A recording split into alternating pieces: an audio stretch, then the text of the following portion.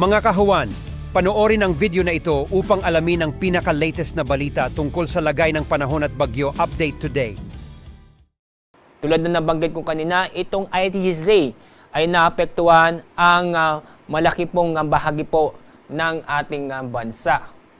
Itong ITJ ay magpapatuloy ng epekto nito sa malaking bahagi ng ating bansa bukas, araw ng Sabado at yun din po sa Linggo.